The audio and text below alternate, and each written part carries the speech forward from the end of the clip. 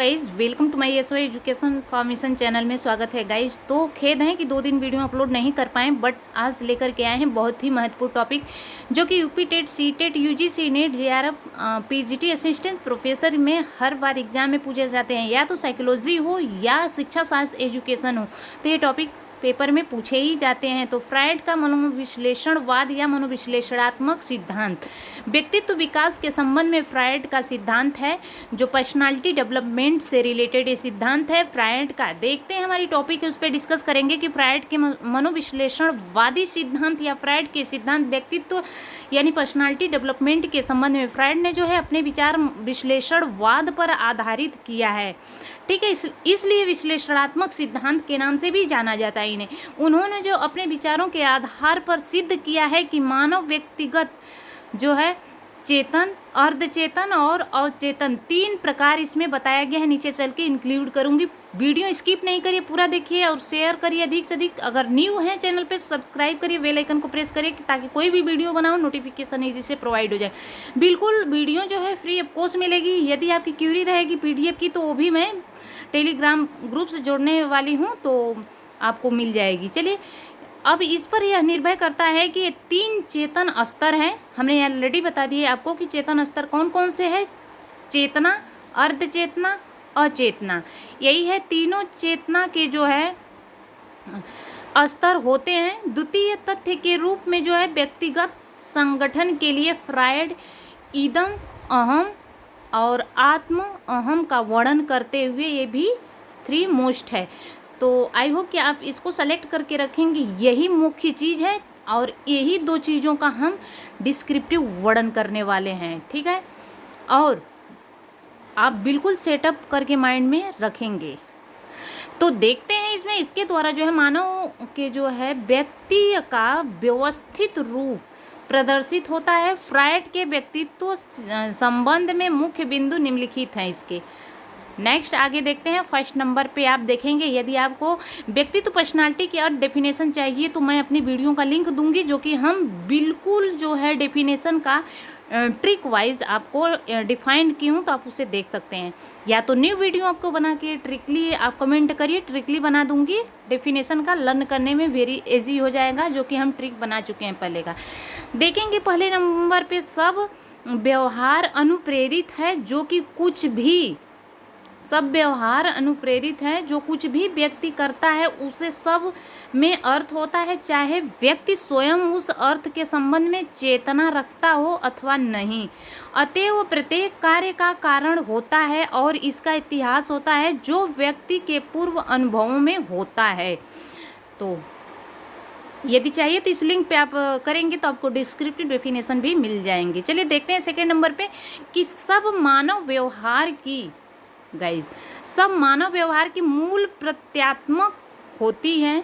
शक्तियाँ जो है मूल प्रत्यात्मक होती है, प्रवृत्त्यात्मक होती है मनुष्य एक पशु ही है जो मानव उस समय बनता है जब वह जो है अपनी मूल प्रवृत्त्यात्मक प्रवृत्ति में परिवर्तन ले जाता है। मानव एक बंद संस्थान है जिसके आकार उत्पन्न होने के समय ही निश्चित हो जाता है कि सीमा में लचीलापन जीवन के प्रथम 3 वर्षों में रहता है, जबकि विशिष्ट प्रकार सीखना, खाना खाना, दूध पीना, मलमूत्र का त्याग करना, प्रशिक्षण, ये होता है। अब देखेंगे नाटकीय एवं अस्थायी प्रभाव विकासशील व्यक्तित्व पर डालता है।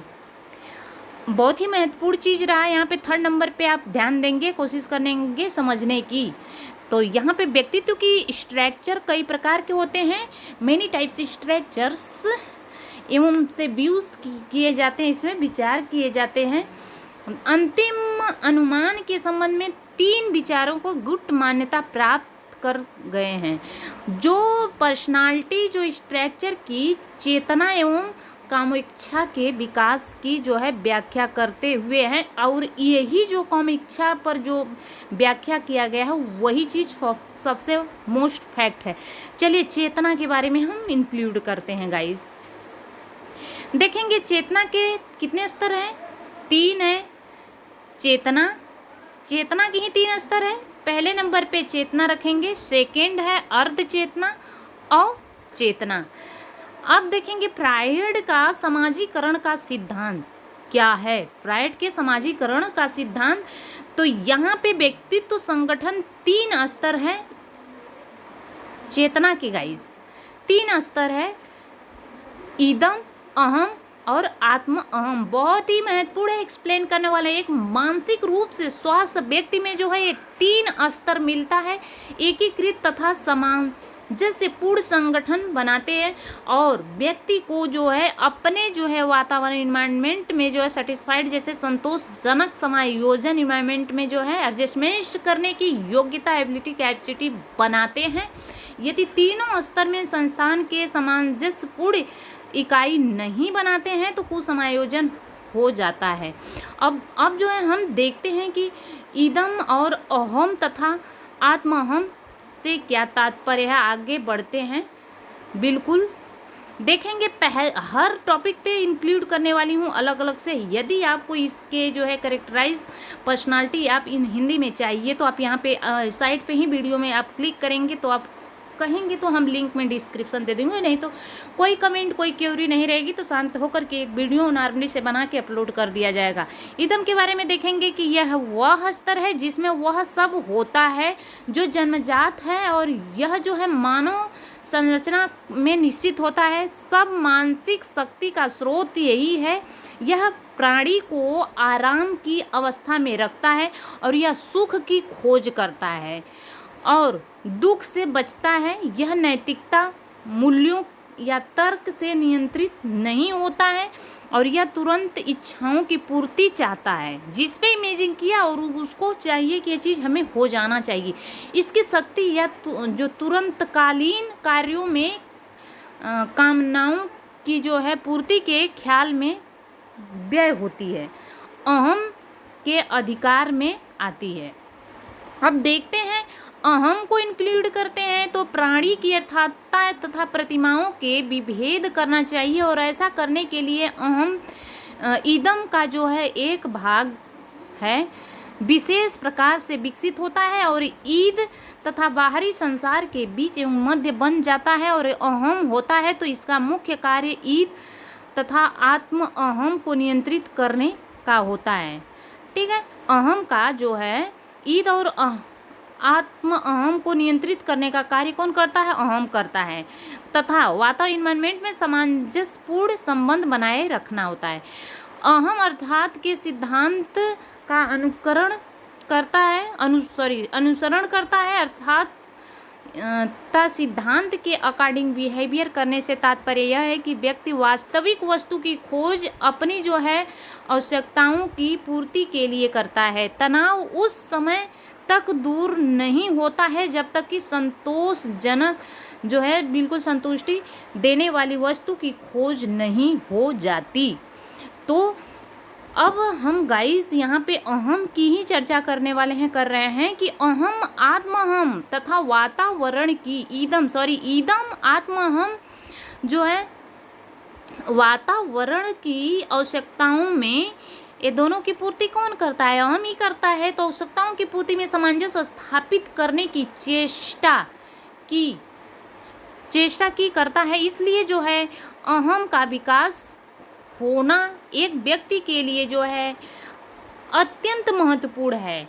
हाल के अकॉर्डिंग यद्यपि अहम बहुत कुछ वातावरण में अंतःक्रियाओं की उपज है तो फिर भी इसकी जो है वृद्धि में वंशानुगत हेरिडिटी मैच्योरिटी जो है पावरशील मतलब होता है शक्तिशाली शक्तियाँ जो पावर हैं व्यक्ति में जो है ह्यूमन में जन्मजात निहित पूर्ण विचार व्यवहार की होती है जो अनुभव प्रशिक्षण तथा जो है शिक्षा द्वारा वृद्धि कर जाती है। आत्मअहम फ्रायड का कहना है कि बालकों की जो है अपने अभिभावकों पर निर्भर करता है कि उनके जो है अहम पर एक अस्थायी छाप छोड़ देती है। आत्मअहम की चर्चा कर रहे हैं, बिल्कुल लास्ट गाइस, बिल्कुल आप ध्यान से देखिए केयरफुल होकर के। बालक की जो है अपने अभिभावक पर निर्भरता और अहम पर एक अस्थायी छाप छोड़ देती है। फिर आत्म अहम में प्रवेश करती। इस प्रकार से होता है कि कोई भी विशेष संस्थान अहम के अंदर बन गया है, जिसमें जो है अभिभावक का प्रभाव जीवित रहता है, इसके ही आत्म अहम कहते हैं। और यह समाज के पारस्परिक मूल्यों पर विचार का आंतरिक प्रतिनिधि है, जो कि बालक पर उनके माता पिता द्वारा जो है आरोपित किए जाते हैं और आदर्श को प्रस्तुत करता है। इसका जो है उद्देश्य है कि परिपूर्णता, न कि आनंद माता पिता पुरस्कार तथा सजा के द्वारा जो है आत्म अहम के विकसित रूप देता है गाइस। तो देखते हैं कि ईदम तथा आत्म अहम दोनों पूरे काल को प्रस्तुत करते हैं, और जबकि अहम वर्तमान की ओर जो है प्रतिक्रियाशील होता है। हाल जो है कहते हैं कि अहम का निर्माण ईदम से होता है और आत्म अहम का जो है अहम से, और वह व्यक्ति के जीवन भर आपस में अंतःक्रिया करते रहते हैं। पर्सनालिटी एक इकाई के रूप में ही कार्य करता है, और ईदम जो है व्यक्तित्व का जैविक तत्व है। अहम मनोवैज्ञानिक भाग है तथा आत्म अहम सामाजिक संगठक है। अब देखेंगे इसमें कुछ टॉपिक हम क्लियर करते हुए चलते हैं। पॉइंट है, फर्स्ट पॉइंट में विकास की क्रिया में काम संबंधी स्तर। काम संबंधी का मतलब क्या होता है, यहाँ पे देखेंगे मनोयौगिक विकास संबंधी विभिन्न काल के जो है मुखावर्ती, गुदा, लिंगीय, सुसुप्त और जनन संबंधी कामोइच्छा। मुखावर्ती काल जीवन काल का पहला वर्ष होता है। मुख कामयुक्ता का प्रभाव क्षेत्र होता है। इस काल में जो है निर्भर रहने पर भाव प्रकट हो जाता है कि जीवन भर रह सकता है। और गुदा संबंधी काल में, इस काल में जो है व्यक्ति को चैन का भाव मल मूत्र त्याग करने से प्राप्त होता है। कामोइच्छा गुदा केंद्रित होती है। लिंग संबंधी काल जो है 3 से 5 वर्ष की आयु तक बालक की जनेंद्रियां से जो है खेलना पसंद करता है जो बालक। अब इसमें देखेंगे सुसुप्त काल की किशोर अवस्था में प्रारंभ तक होता है, जो है इस काल में कामोइच्छा सुसुप्त रहती है। जनन संबंधी कामोइच्छा काल वह जो है किशोरावस्था के बाद काल है। इसमें जो है मुख, गुदा और तना जो है लिंगीय कामोइच्छा जनन संबंधी आवेगों के साथ जो है संगठित हो जाती है। तो गाइज ये रहा हमारे आज की टॉपिक। आई होप कि आपको क्लियर होगा। Thanks for watching, God bless you. You are waiting, I hope कि you are waiting next video.